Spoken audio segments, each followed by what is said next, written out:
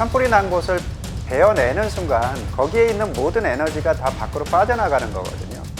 지금 핵심은 불탄 상태 그대로 두면서 자연갱신을 하는 게 훨씬 빠르고 훨씬 경제적이고 2차 피해를 최대한도로 막을 수 있는 그런 방법이라고 생각합니다. 지금 산불 지역의 가장자리 대부분은 화렵수가 자라고 있기 때문에요. 그 지역을 긴급 벌목을 하게 되는 순간 살아있는 나무들도 전부 다 베게 되거든요. 그러니까 살아있는 나무를 베게 되면은 산사태라든가 토사 유출이 훨씬 더 심각해집니다, 올여름에. 그러면서 다시 식목 작업을 하겠다라고 하는 것인데요. 새롭게 식목 작업을 하는 것보다는 지금 현재 산불이 난 곳을 그대로 두고 가장 계곡 주변에 가장 위험한 곳들만 산에서 내려오는 토사를 막을 수 있는 그런 장치들만 조금만 해주게 되면은 지금 현재 산불이 난 지역의 2차 피해를 현명하게 극복할 수 있는 그런 상황이 만들어지거든요. 근데 나무를 모두 자르는 순간 2차적인 홍수 피해는 더 심각하게 일어납니다. 그래서 그대로 두는 게 가장 중요하고요. 그대로 두게 되면 올 여름이면은 초본류와 관목류로 거의 대부분 피복이 됩니다. 피복이 되면은 홍수 때 내려오는 토사량이 굉장히 줄어들게 되죠. 그래서 가장 중요한 것은 현재 불탄 나무를 그대로 두는 게 가장 중요한 핵심이고요. 그 다음에 일부 지역에 경제림으로서 조성할 극히 일부 지역에 대해서는 내년쯤에 최소한 아무리 빨라도 1년 정도가 지난 후에 벌목을 통해서 새로운 수목을 식재해야 되는 것이고요. 지금 핵심은 불탄 상태 그대로 두면서 자연갱신을 하는 게 훨씬 빠르고 훨씬 경제적이고 2차 피해를 최대한도로 막을 수 있는 그런 방법이라고 생각합니다. 1960년대, 70년대는 한 100년 이상 우리나라 산림이 거의 벌거숭이 상인이었거든요. 그래서 아무런 양분이 없는 그냥 원토 그대로 가지고 있었어요. 그러니까 그때는 복원이 상당히 어려웠죠. 그런데 지금 현재는 그래도 한 30년, 40년은 산림으로 있었던 곳이기 때문에 어느 정도 낙엽이 썩어 있고요. 그 다음에 지금 현재 불탄 나무들이 양분이 그대로 산속에 녹아들어 있기 때문에 굉장히 빠르게 복원이 됩니다. 그렇다 그러면은 산불이 난 곳, 그 울진 같은 경우도 올 여름이면 1m 이상 자라는 수목들이 숲에 쫙 깔리겠죠. 거기에다 이제 햇볕이 그대로 들어오니까 초본 식물이 전체를 피복을 할 겁니다. 그렇게 자란 목본 식물이 2년, 3년이 되면 하루에 1년에 2m 이상도 크거든요.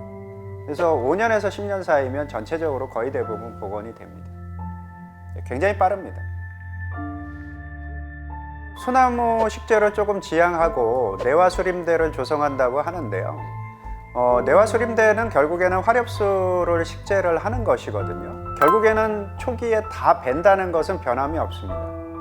근데 일반적으로 그 산불이 난 곳을 베어내는 순간 거기에 있는 모든 에너지가 다 밖으로 빠져나가는 거거든요. 그러니까 다시 척박지가 되고 나무가 자랄 수 없는 환경을 만들어 놓고 시작을 하는 거예요. 그 척박한 곳에 화렵수를 심는다 그래서 잘 자라지 못하죠. 근데 지금 현재 그대로 두게 되면은 과거에 쌓여 있는 에너지 플러스 산에서 불탄 나무의 그 거름이 배가가 되기 때문에 자연스럽게 화렵수가 굉장히 잘 자라게 됩니다. 이 결과는 이미 20년 전에 실험을 했고 지금 현재 강원도 일대에서 그 실험한 결과가 아주 극명하게 나타납니다. 척박해서 소나무밖에 자라지 않는다라고 했던 숲에서 가만 놔뒀더니 전부 다 화렵수만 자랍니다.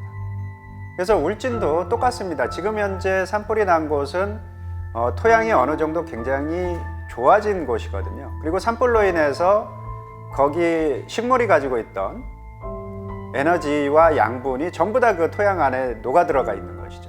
그래서 거기에서는 지금 천연갱신이 되면 자연스럽게 화렵수림으로 발달하게 되어 있습니다. 그래서 대화수림대를 조성한다는 것 자체가 전혀 논리에 맞지 않고요. 그대로 뒀을 때는 당연히 내화수림대가 그냥 형성이 됩니다.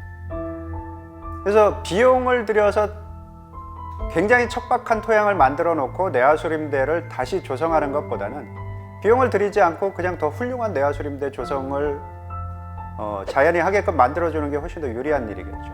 그래서 이러한 대책들이 왜 나오는지, 분석을 어떻게 했는지 전혀 그런 근거 데이터를 내놓지 않고서 지금 예산이 책정된 상태죠. 그래서 이런 부분 다시 면밀하게 좀 분석이 필요하지 않겠냐 이런 생각을 하고 있습니다. 제가 대체적으로 인용하는 것들은 제 개인적인 연구 논문이라든가 산림청의 정책에 반하는 사람들의 연구 논문을 인용하지는 않습니다. 그렇다 그러면 산림청이 그런 연구 논문은 굉장히 편협한 연구 논문이고 편협한 연구 결과하고 왜곡된 연구 결과를 발표하는 것이다 라고 얘기를 하겠죠.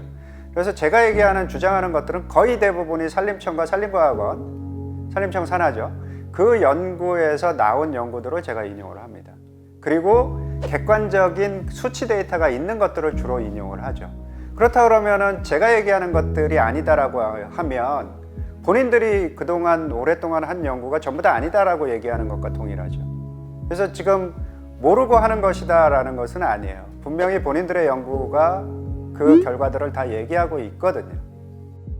화렵수의 탄소 흡수량은 소나무의 거의 2배 가까이 되는 걸로 우리나라에서도 확인이 되고 있고요. 기후변화가 대체적으로 온난화가 이루어지잖아요.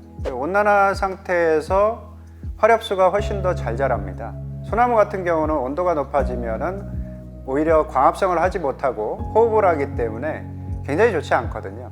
그리고 결정적으로 중요한 것은 소나무 숲보다 화렵수 숲이 훨씬 더 시원합니다. 왜냐하면 광합성을 많이 하기 때문에 훨씬 시원하고 습도도 높고, 그래서 이 인간이 살아가는데 화렵수 숲이 소나무 숲보다 훨씬 더 유리한 거예요.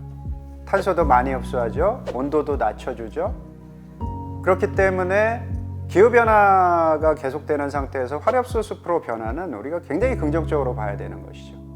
그럼에도 불구하고 화렵수를 계속 잘라내고 소나무 숲을 유지하는 것은 기후변화 측면에서도 오히려 정부 시책이 기후변화를 가속화시킨다 이렇게 볼 수가 있겠죠.